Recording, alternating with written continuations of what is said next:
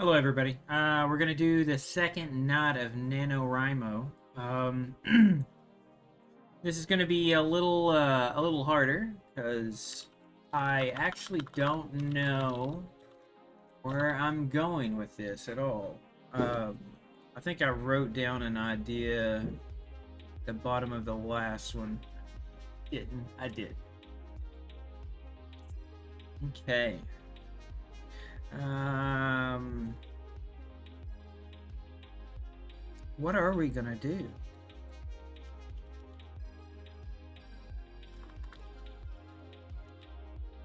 Yeah, that's what we'll do. We'll do it in her perspective. Um, Again, this is to keep myself on track. Just a warning that I don't. This isn't going to be like top tier writing or anything because it is being pulled out of my ass immediately, and I don't. I don't know what I'm doing. Like this may never see the light of day, or it might. I've finished two of these um, before, and I used to publish them on a blog, but I stopped doing that. And this way, in order to kind of stream and still keep going, you know, we'll see. We'll see if we can. Get through this. This is gonna be a hard one because I get wrapped up on detail. Like today, um, what you see down here is this is what I started with, right? Like my ideas, um, while I was sitting at my desk. But I've already switched to this little booklet, and I've already started like trying to flesh out my ideas, even when I'm not writing, to kind of give me like a foundation to work from. And I'm trying not to world build as I do this too much because I'm afraid it will slow me down, right? So I got to be careful about that. The one thing I've got to figure out is where was her at?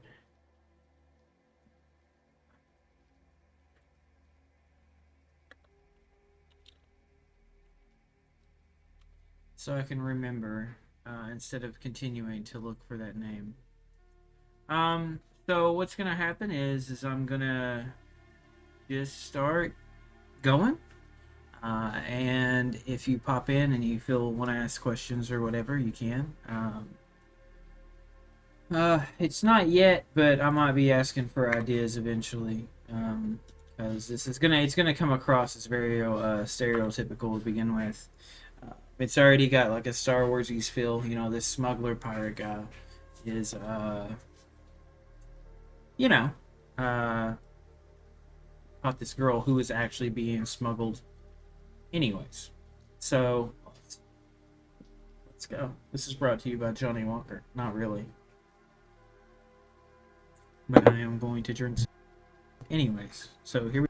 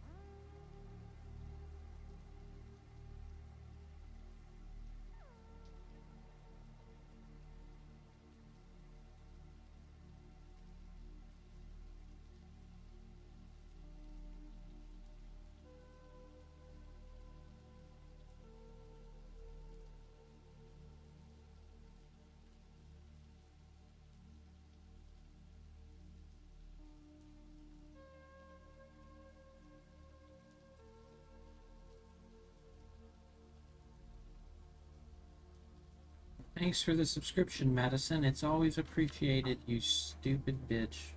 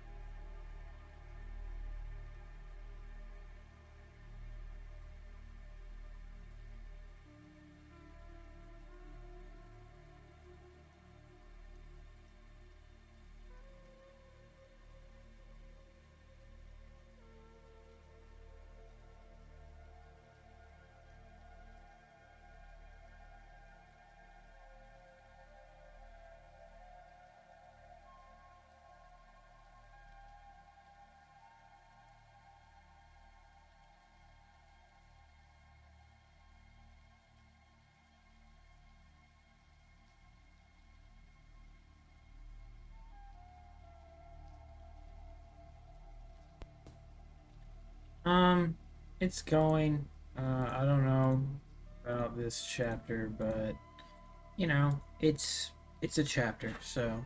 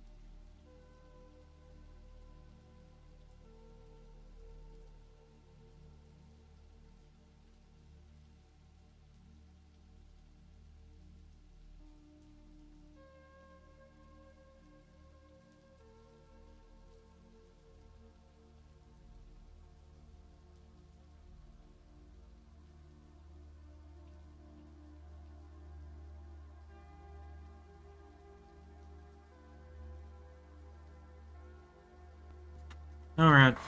That chapter was a little rough. I didn't really like it, but I think I know what I'm gonna do with it. Um, how I'm gonna implement it into the main story. Uh, we'll see tomorrow. Um, but yeah, so I'm gonna read through this. Hey, Coffee Quills. Sorry. I just finished. I just finished the second chapter. It was 2,121 words. I'm not happy with it, but that's okay. I'm gonna stick with it, and I'm gonna see if it gets better. Um, but I'm gonna do what I did last night, which was what you should do. I mean, this is an English teacher in me, I guess. What you should do when you finish writing and you're doing your revisions um, is that you read through it out loud, see what it sounds like. I can already tell you that I think it's going to be long-winded uh, and awkward. So I'm gonna, I'm gonna just read it out loud. Oh, and you followed Coffee Quills. Thank you. Like I said, I'm gonna try to do this every day, but we'll see what happens. I do have to do something this weekend, so it probably will be just me typing, and you'll just see the screen and nothing else, and my updating, and that's it, because I'll be on the road. But anyways, so I'm gonna read this out loud, maybe make a few adjustments, and then go from there. Just to catch you up in chapter 1, there was this guy. His name was Alden.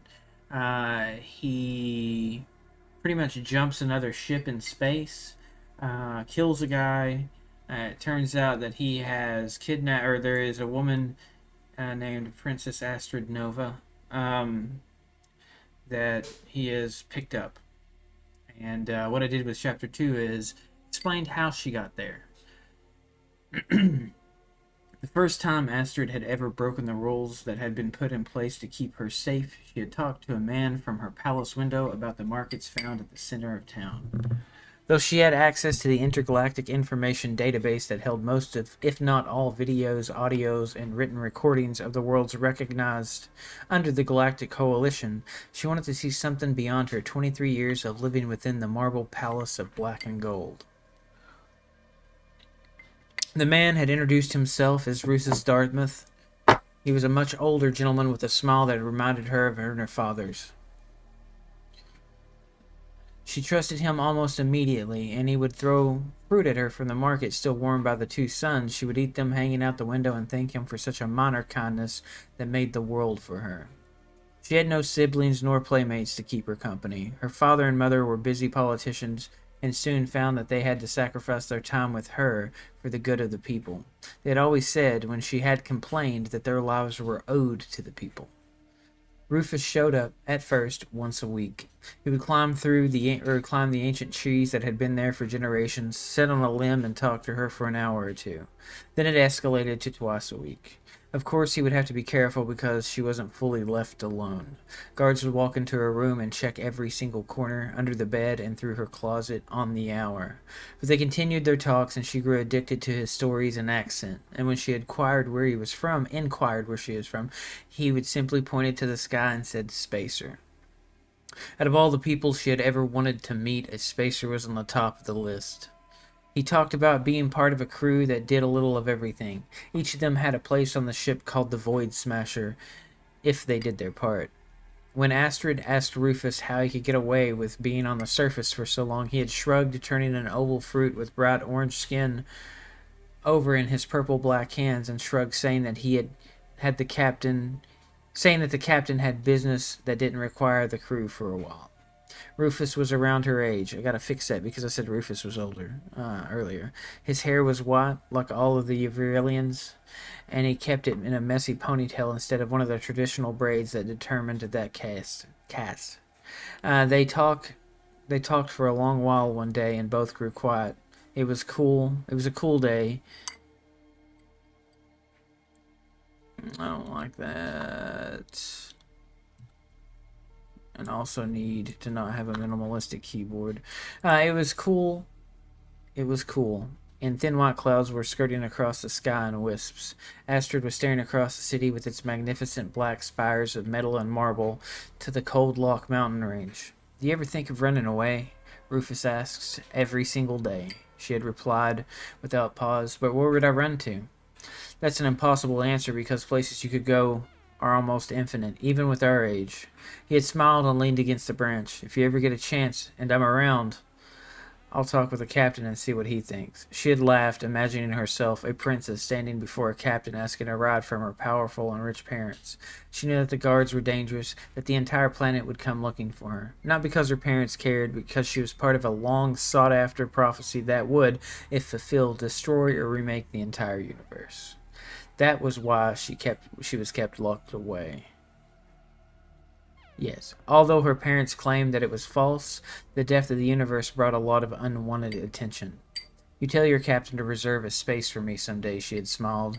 Then things changed. One day her father, dressed in all sharp and pointed clothing of his political standing, his long hair in 3 distinct braids, the only Yverilian allowed to wear their hair that way, had come into her room carrying a black box. This, he had said, is your true birthright. The case wouldn't open without a retinal and DNA scan, but when it did, there was a hiss and the ragged ends of whispering pulled at her ear. In the center was an obsidian jewel the length of her forearm. Inside there were deep pinpoints of light that were purple and red. To her, it looked like a cross-section of the galaxy. We found this, her father said, frowning at her, a myth come to life. Why bring it to me, she had asked. Why not lock it somewhere safe where no one will know? No one, her father had frowned deeper, knows that you're even alive anymore. And with that he had left her. She had pressed her ear to the door and listened to her father as he had given orders to ensure that she and the shard were always protected. Then there was silence. Rufus didn't come that day, but her mother showed up in the middle of the night wearing a set of white and gold robes that had bells attached. Her hair was pushed up into the massive fan around her head, a queen's crown. She did not come to talk like Astrid's father had. Instead, she came with a long, slender sword that she had bonded with when she was young.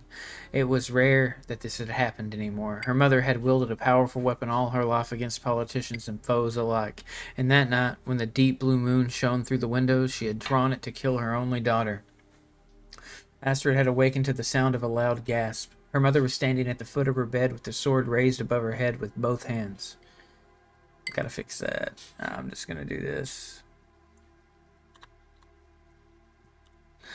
Her face was twisted with rage and confusion. Astrid had rolled out of the bed and grabbed the dagger that had been given to her at the age of 6. She had been trained with it since then, but didn't know if she could fight someone as skilled as her mother. That answer was never found, for her mother collapsed on the bed. Behind her was Rufus holding a laser pistol, the barrel still glowing from the single shot. I'm sorry, he had gasped, dropping the gun. I was coming to check on you, and I saw your mother come in, and... He held his hands to his head and started walking backwards to the window. Her mother had tried to kill her. For what, she didn't know. At that moment, Rufus was the only person she could trust. She ran to him, grabbed his wrist, and forced him to look into her eyes. You were protecting the princess, she said. I can vouch for that. No one knows you're alive, he whispered. They're going to kill me for even talking to you. They won't, she said. I promise they won't. I've got to run. He pulled away from her and started for the window. If she was going to kill you, I have no chance.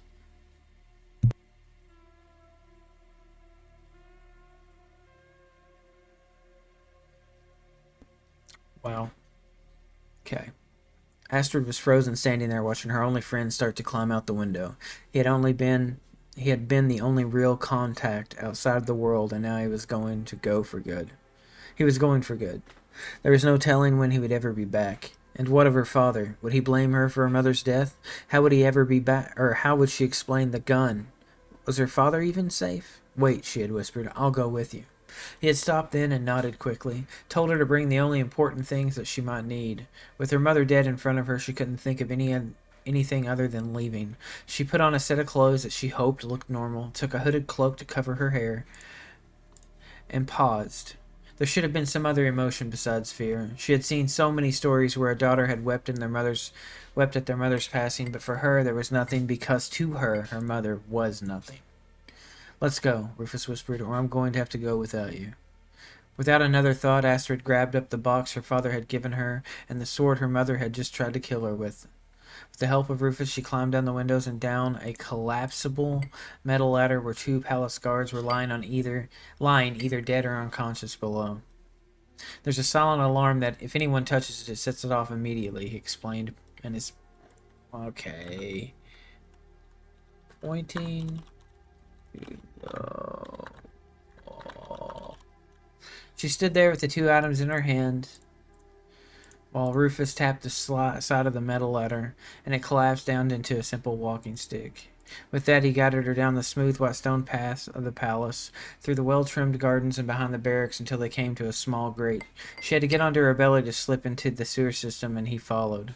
Thick cables and coated wires filled the tunnel as they had to squeeze through as best as they could. Rufus had explained that once they had routed all of the waste in a more expedient manner, more expediently, there was no use to waste the space. So most of the wiring they had crammed into the sewer to make sure the skyline always looked aesthetically pleasing. They moved this way for hours, only stopping to catch their breath a few times. Above her, she could hear the machines of the city. Even at night, it seemed busy. She had laughed, and Rufus had asked her what was so funny. The first time I'm out and I'm underground, unable to see anything, she had smiled. But you'll see it all soon, he replied, if we make it out of here. After what felt like ages, they had made it to a four-way intersection where the wires went around the ladder. Rufus went first, opening a hatch, and Astrid followed. She didn't know what to expect, but it wasn't a small alley full of trash. There were two massive spires on either side of her. All the lights were either off or a dull blue. It was deep into the night, and they must have been in the spaceport district because she could hear shouting that involved engines and repairs. We have to wait here, Rufus said, until the right time. The right time for what? Astrid started walking to the street ahead of her. Rufus had grabbed her hand, put a finger over his mouth, and crouched lower in the alley. He pointed, and soon a square vehicle hovered into view, and out stepped an older human wearing a navy uniform with gold trim. She followed Rufus to the end of the street, where the man looked at both. "Where's the captain?" Rufus asked. "Send me instead," the man said. "I don't believe you." Rufus stood between Astrid and the van. "I need the captain now." There was a noise, and Rufus moaned before falling to the ground. Astrid started to scream something, but the man had sprayed... Let's get rid of this one. I do not like repetitive shit. Started to scream, but the man had sprayed something in her face, and she struggled to breathe. Soon she was on her knees, gasping, staring at the perfectly round hole in the center of Rufus's chest. "Should have listened to your father," the man had said. Though he wasn't rough, she knew she had no choice when he grabbed her arm and guided her into the van. She sat down in the seat across from him, and he lit up a cigar. The van glided off toward an unknown destination, and the man shook his head. "You know, I've been in love with you ever since I saw you all those years ago," he sighed. "They had told me you had died, but I didn't believe them." Whatever toxin he had sprayed on her face was fading. "I knew you were alive," he had said, "and now you're free to be with me." "Fuck you," she growled. She had tried to use the sword, but the man was faster. He twisted her wrist and slammed his palm on the side of her head. The world went black, and when she woke, she was tied and gagged, looking up at a very large human with dark skin and white and black dreads. The old man was muttering something, but her mind wouldn't let her comprehend. "Do you love him?" the large man asked. And yeah, I think it's a little wordy. But that's where it is right now. Again, I'm basing it off of these notes, and which I'm just transferring onto this notebook. But we'll see where we get tomorrow with chapter 3. I've got to think about what I'm gonna do. But thanks for the follow, Coffee. Thanks for the subscription, Madison. I know you've been subscribed for 42 months, and I really appreciate it, especially when we've had this dead time. But yeah, we are at 4,430 words out of 50, so 9% it says. So that's not too bad. But yeah. Thanks for watching. Thanks for tuning in. If you're writing, good luck to you. This is really, really hard. Until then, I hope you guys have a good night and maybe see you tomorrow. Probably will just be the screen though, not the cameras. So I'll see you around.